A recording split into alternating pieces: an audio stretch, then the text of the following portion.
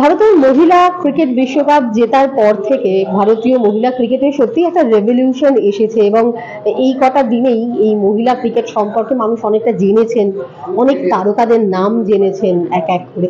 এবং এই রেভলিউশনেরই একটা পার্ট আজকে দেখা গেল সিএসজেসিতে আবুল খেলাঘর এবং সিএসজেসি উভয় মিলেই আজ ছজন মহিলা ক্রিকেটার যারা একেবারে উঠতি ক্রিকেটার, বাচ্চা মেয়েই বলা যায়, তাদের হাতে ফুল ক্রিকেট কিট তুলে দিল ছজনের হাতে। এবং এই বিশেষ অনুষ্ঠানটার জন্য উপস্থিত ছিলেন ঝুলন গোস্বামী, ভারতীয় মহিলা ক্রিকেটের কিংবদন্তি, ভারতীয় ক্রিকেটের কিংবদন্তি ঝুলন গোস্বামী, এবং তার হাত দিয়েই মূলত এই ক্রিকেট কিটগুলো তাদের হাতে তুলে দেওয়া হলো।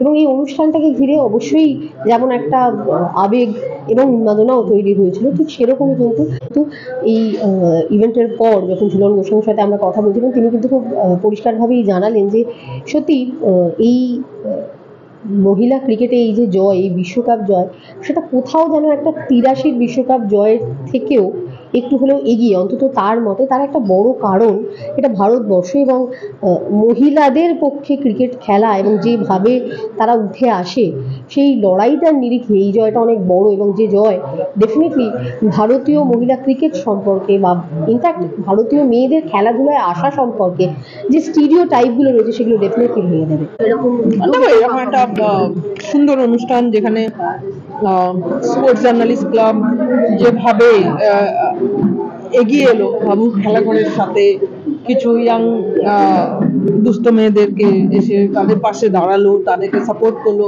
কারণ তারা বেঙ্গলের হয়েও যথেষ্ট এজ গ্রুপ লেভেলে যথেষ্ট ভালো খেলছে, ভালো পারফর্ম করছে। সো এটা জেনারেলি সবাই করতে পারেন এরকম মহৎ কাজগুলো, কিন্তু কিছু ভালো মানুষ থাকেই সোসাইটিতে, তারা এগিয়ে এসে প্লেয়ারদের পাশে দাঁড়িয়েছে। আর তার জন্য আমি স্পোর্টস জার্নালিস্ট ক্লাবের সকল সদস্যবৃন্দকে আমার তরফ থেকে আন্তরিক শুভেচ্ছা অভিনন্দন জানাই। এই যে মহিলা ক্রিকেটের বিবর্তনটা একদম তোমার সঙ্গে আর কি, মানে তুমি সেই শূন্য থেকে শুরু হয়ে আজকের দিনটা অব্দি নিজেকে দেখি সঙ্গে থেকে।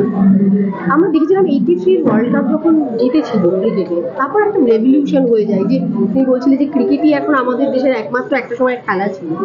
এই যে মহিলা ক্রিকেটে ওয়ার্ল্ড কাপ জয়, এটাও কি সেরকম একটা রেভলিউশন হবে, বা এই যে এতগুলো দিন কেটে গেছে এর মাঝে কি পরিবর্তন দেখছো? দেখো 83 থেকেও মনে হয় এটা বড় জয়, কারণ 83 ওয়াজ এ ডিফারেন্ট থিং। 83-তে ক্রিকেটকে আরো পপুলারাইজ করেছে। 83 পরে ক্রিকেট হাউস হোল্ড হয়ে গেছে, মানে it's become a religion. But এইটা হলো উইমেন্স ক্রিকেটের জন্য, যেটা উইমেন্স ক্রিকেটের জন্য শুধু নয়, এটা সোসাইটিতে উইমেনদের একটা নিজস্ব এম্পায়ার নিয়ে আমরা এত কথা বলি, হয়তো এইটার পর থেকে হয়তো আবার সোসাইটিতে এম্পাওয়ারনেসটা আবার আরো বেড়ে যাবে, যার ফলে আমি এটা 83 থেকেও বড় করে দেখবো এই জয়টা। কারণ একটা উইমেন্স ক্রিকেটকে যেভাবে ডেভেলপ করতে হয়েছে ফ্রম দা 1971-73 থেকে, যে স্ট্রাগলটার মধ্যে দিয়ে গেছে, যে জায়গাগুলোতে ওরা প্রতি পদক্ষেপে তৎকালীন যুগে আমাদের জেনারেশন, দেন পোস্ট বিসিসিআই এরাও, সেখান থেকেও যদি আমরা দেখে থাকি প্রচুর আপস এন্ড ডাউনের মধ্যে দিয়ে গেছি। তো সেক্ষেত্রে এইটা আমার কাছে ব্যক্তিগতভাবে আমি এটাকে 83 ওয়ার্ল্ড কাপের থেকেও উপরে রাখবো। বাট হ্যাঁ, তুমি এটা বললে যে 83 ওয়ার্ল্ড কাপ আসার পরে যেভাবে ইন্ডিয়াতে রেভলিউশন হয়েছে, ক্রিকেট বিকাম রিলিজন, হয়তো আমাদের এইরকম একটা ওয়ার্ল্ড কাপের মতন প্ল্যাটফর্মে একটা ভালো পারফরমেন্স করার দরকার ছিল। আমরা দুবার ফাইনাল খেলেও সেটা করতে পারিনি।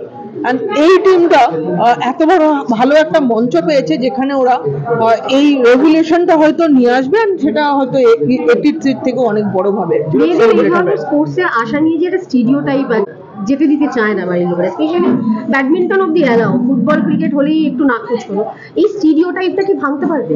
নিশ্চয়ই ভাঙবে, নিশ্চয়ই ভেঙেছে। এটা আমি যতদূর জানি WPL লাস্ট 3 বছর ধরে হচ্ছে, WPL এও কিন্তু অনেক পরিবর্তন এনেছে, কারণ মানুষের চিন্তাধারা বেড়েছে, গ্ল্যামার এসছে, ফিনান্সিয়ালি সাপোর্ট এসছে, অ্যান্ড সেই দুটো জিনিস কিন্তু মডার্ন, মানে আজকের দিনে ছোট ছোট বাবা মাদের কিন্তু অনেক রকম ভাবে সেটাকে কিন্তু মিথটা ভাঙা গেছে। আর তার সাথে সাথেও স্টিরিওটাইপ জায়গা থেকে বলতে গেলে হ্যাঁ, ক্রিকেট ফুটবল যেহেতু একটু বডি কন্ট্যাক্ট গেম, হয়তো অনেক সময় ইনজুরির একটা চান্স থাকে, অনেক সময় একটা মেয়ে হিসাবে গার্জেনরা অনেক কিছু চিন্তা করতে হয়, তো হয়তো সেটা আস্তে আস্তে ভাঙবে, আস্তে আস্তে এগিয়ে যাবে। ওভারনাইট কোনো কিছু হবে না, আমরা ওভারনাইট সবকিছুর সাথে কম্পেয়ার করতে পারি না, but definitely it will going to be মানে যেটা সোসাইটিতে প্রচুর পরিমাণে ইম্প্যাক্ট ফেলবে। অ্যান্ড আই এম শিওর এই ওয়ার্ল্ড কাপ জেতার পরে যেরকম ইম্প্যাক্ট ফেলেছে সোসাইটিতে, এখান থেকে হয়তো নতুন রাস্তা শুরু হলো উইমেন্স ক্রিকেট।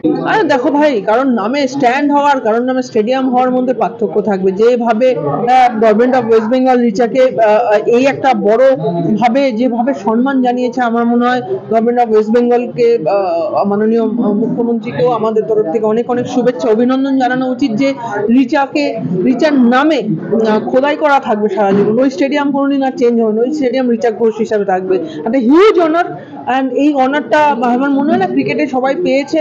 ওয়েস্ট ইন্ডিজে আমি দেখেছি যেখানে Vivian Richards cricket stadium, Brian Lara cricket stadium, মুম্বাইতে একটা মাঠ আছে সচিনখানা gymkhana cricket ground, but stadium নেই। তো আমার মনে হয় ভারতবর্ষের রিচার হবে হয়তো প্রথম ক্রিকেটার যার নামে নিজস্ব স্টেডিয়াম থাকবে। তো আমার মনে হয় এইটা একটা বড় পাওয়া অ্যান্ড বড় সম্মান, অ্যান্ড রিচার ফ্যামিলি ডেফিনেটলি এই সম্মানে উপকৃত হবে, আনন্দিত হবে, অ্যান্ড দে ফিল প্রাউড। ক্যামেরায় রমেশের সঙ্গে নতুন অজগর টিভি।